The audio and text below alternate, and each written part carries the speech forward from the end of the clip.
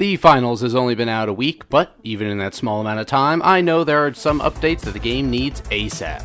Hey everyone, I am Doodleman149 today, and since you've been so kind as to join me, I'll let you know that I'm planning on going over my top 5 changes that the finals need to implement or re-implement to really solidify its place at the front of the pack.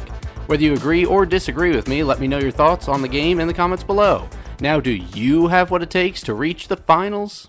The very first thing I'd like to suggest is that Embark goes back into the weapons and changes the Scar so that it's, worth using again. In the beta, the Scar was a skill weapon, I'd argue. Compared to the AKM, the Scar had less ammo and a slower rate of fire, but it made up for this in damage. Now, since the full release of the game, the Scar has the exact same damage as the AKM. While I understand it has a hollow sight for potentially easier aiming and better range values, in most cases the Scar is simply worse than the AKM in every way. When it comes to an AK or Scar, I always lean towards the Scar since it typically has pros that, for me, outweigh the cons, but here in the finals, the Scar is simply subpar. Please, Embark, if you do watch this, consider changing the Scar back to how it used to be. My second point is something else that was a feature in the beta, but has since been removed, and that is how we interact with the cash out stations on Quick Cash. In the beta, if a team was stealing the cash out when the cash out timer ended, the team that was stealing would be rewarded the money. It made for great steal moments, but I also see how it could be cheesed. In the current form of the game, there reaches a threshold where stealing the cash becomes pointless as the timer is too short for a steal to be completed. Instead of returning the beta version for this, since that could be potentially abused, I'd suggest making it so that if a team is actively stealing a cash out when the timer runs out, it goes into an overtime mode.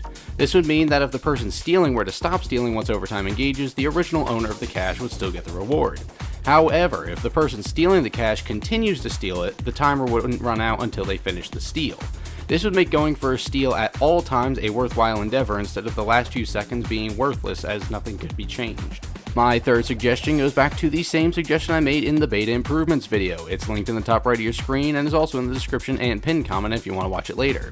This suggestion is that the gas from canisters and grenades as well as fire be color coded so that you could tell if it's hostile or not. Normally this wouldn't work because that's not even remotely realistic.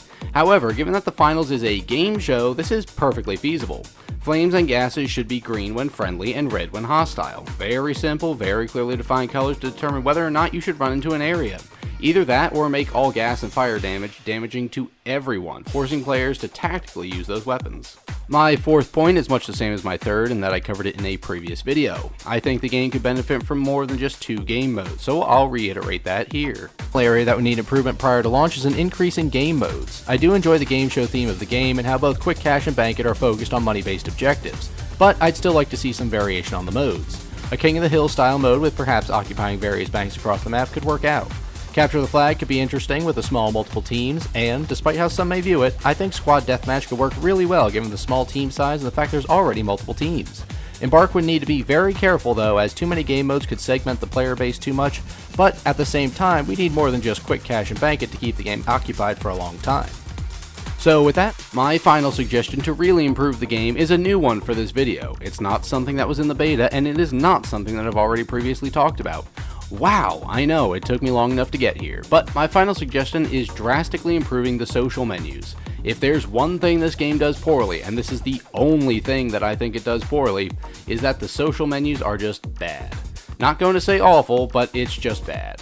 Inviting friends to a game shouldn't have such a quick timer for acceptance. Sometimes friends are not ready in those 5 seconds, or they're in a match, which is another point. There is zero indication as to what anyone on my friends list is doing. I can't see if they're in the lobby, in a match, nothing, it's just their name. A small note denoting what they're actively doing will go a long way towards helping players properly join up with one another. Also, while this is relatively small, it's still annoying. When joining into the finals for the first time, instead of the really goofy randomly generated names, perhaps there's a way to just automatically use their username for whatever they're playing on and then add the denoting numbers afterwards. Whether they be playing on Xbox, PlayStation, or Steam, just use their username for that platform would help players understand who they're playing with when it comes to their friends list. So while that ended up technically being 6 things, I'm done with my critique for this game.